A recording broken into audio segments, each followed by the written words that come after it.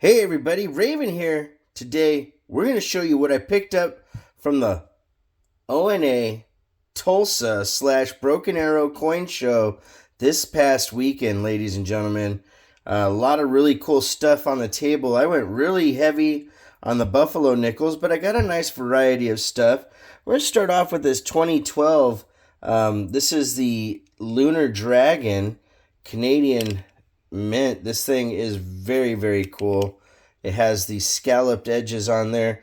Retail, these go for about 70 to 75 bucks at most coin shops. Sometimes you can find them a little less, a little bit more. Just depends on the coin shop. We have a 1950 Franklin half dollar MS64 full bell lines, ladies and gentlemen. And that bad boy right there, probably about 75, 80 bucks or so retail. We have a 53 Denver and a 54 Denver, and these go for about 35 or so. It really depends on if you're looking online or if you're going to a local coin shop or even a coin show. Sometimes you can get these for a little better deal. Sometimes they're a little more expensive. It really depends on where you live and the current market and the demand for said coins. This next one right here, this is a beautiful 46 Denver MS64 Plus graded by CAC. Now this coin right here, because it's graded by CAC, they have a little bit of a more of a premium than most. That coin right there would probably be about $120, give or take. It's got the plus designation, which makes it a little more desirable in certain collectors' minds. So it's a cool little coin. Coming up next, we have the 1937 full split bands Merc dime. Very nice coin. Probably in the $55 range, give or take a couple bucks.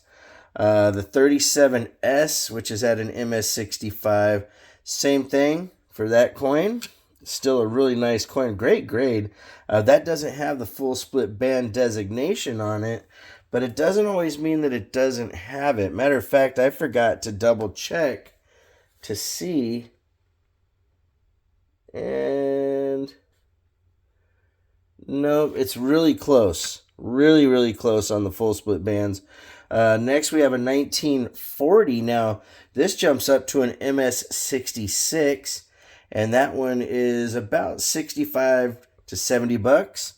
We have a 43 Denver with full split bands, and that one's about 60 to 65 retail, but with the green holder, you might get a little bit more, maybe the $70 range, because that holder is known to be a time when they were a little more tougher on the grading. So a lot of people will get these, crack them out, and get them regraded. Other people want to collect them strictly because of the label. Next, we have the 1916 Buffalo nickel. Ladies and gentlemen, this thing is an absolute beast of a coin, and in this condition is about $150 or so. I've seen them on eBay for quite a bit more, but I'm going by a gray sheet and going by retail pricing. Sometimes eBay is a little bit expensive. 1930S in this condition is close to 300 bucks. Probably the best deal you'll find it is probably about 280, give or take, for a MS64. That's a better year. We have a 35 Denver, and believe it or not, in this condition, this is a better date. This AU58 is actually, I shouldn't say in this condition to make it sound negative, because this is still, an AU coin is a very respectable coin, a very respectable grade. And so for this coin, you're looking about 60 bucks retail. 35S MS62, we're looking at about $55 or more for retail, maybe 60. The same coin in a 64 becomes about $85 to $90 roughly. And these are prices that I'm comfortable with. Like I said, you'll see online pricing all over the board, especially eBay. Sometimes the prices on there get a little out of hand. So when I go to a coin shop, I respect the coin dealer that I see pull out the gray sheet.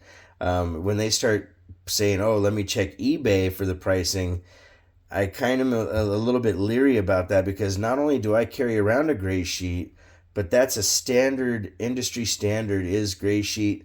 I don't know why eBay has become so strong as far as people trying to use it even in coin shops, but that has been something I've seen in the last couple years. All right, we got a 1930. Oh, wait. I went the wrong way, didn't I?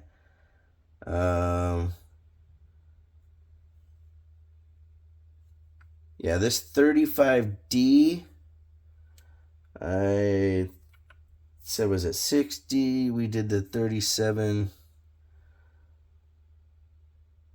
I'm sorry, guys, I went backwards. Okay, so now we're at the 38D in an MS65. And for that coin, believe it or not, that's about 35, 40 bucks. But this coin right here, the D over S MS65 PCGS slab and certified, you're looking at it easily 150 to 160 bucks. Some places have them even higher. The D over S is a highly sought after coin. That's a great grade. That is a very nice looking coin. Now this one here, I don't know what to really put this at as a value, because it says it's D over S. It's a very nice coin. The grade is is subjective. It's something where I'm going to have to at some point maybe possibly send that off, or maybe give it a grade lower than this, but I haven't seen D over S. I've seen D over D and D over S, but this one, when you turn it over, it has a lot of stuff going on. Maybe I'll show it during an auction up close, because that's something pretty interesting. You just don't always see that. All right, next item up is we have a 1923 Denver Peace Dollar, and this thing is gorgeous. BU. It has a really big die crack right here on the coin. Almost looks like a scratch until you look at it under a scope or a loop. But very, very cool. And then I got my hands on three 1925 BU Peace Dollars. In a MS63, that's about a $65, $70 coin, give or take. We have a 1901 Barber dime, and this thing is gorgeous. In this condition, this is a New Orleans mint, 19010. That dime's probably about 50 bucks or so. And then we have a Casa de Moneda, 1949. This one's BU. If you can find these even available, this condition, you're probably looking about 80, 85 bucks for that. We have a number of Barber quarters. We have the 1915. In this condition, I'm looking at about 30, 35 bucks. 1909, same thing, really nice condition, full Liberties, probably about 30 bucks, give or take. 1905S is nicer. This one, in this condition right here, is a $90 coin all day long, maybe a little bit higher, but I'm a little conservative on my retail pricing. This next 1901 quarter is about 30, 35 bucks. So you guys were asking about how to know about the pricing and stuff. I'm trying to give you what I think coins would be worth, what I would, be comfortable as a retail customer buying them at. As a wholesaler, of course, there's a little bit of difference there. If you want to correspond, it's ravenhawkcoins@gmail.com. The P.O. Box is 721-296, Norman, Oklahoma, 73070. Like always, please make sure to take care of one another, and we'll see you real soon. Ravenhawk Coins, have a great day.